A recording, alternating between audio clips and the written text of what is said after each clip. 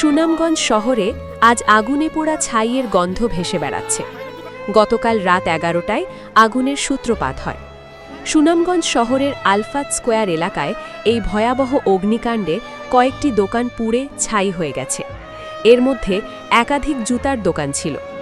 নিমেষেই আগুনে পুড়ে যায় মানুষের হাতে গড়া স্বপ্নের দোকানগুলো। অসহায় হয়ে কান্নায় ভেঙে পড়েন দোকান মালিকেরা। খবর পেয়ে ফায়ার সার্ভিসের সদস্যরা দ্রুত ঘটনাস্থলে পৌঁছে আগুন নিয়ন্ত্রণে কাজ শুরু করেন। এ সময় ফায়ার সার্ভিসের সাথে সাধারণ জনতা ও আগুন নেভাতে সাহায্য করতে এগিয়ে আসেন। মোট 5টি ইউনিটের প্রায় 1 ঘণ্টার চেষ্টায় রাত 12:21 আগুন নিয়ন্ত্রণে আনা সম্ভব হয়।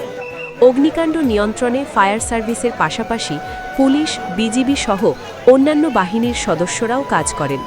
তবে আগুনের সূত্রপাত এবং ক্ষয়ক্ষতির পরিমাণ সম্পর্কে তাৎক্ষণিকভাবে কিছু জানাতে পারেনি ফায়ার সার্ভিস, কিন্তু ধারণা করা হচ্ছে কয়েক কোটি টাকার ক্ষয়ক্ষতি হয়েছে। ভিডিওটি বেশি বেশি শেয়ার করুন। সুনামগঞ্জ 24 টিভিতে ফলো দিয়ে সাথেই থাকুন।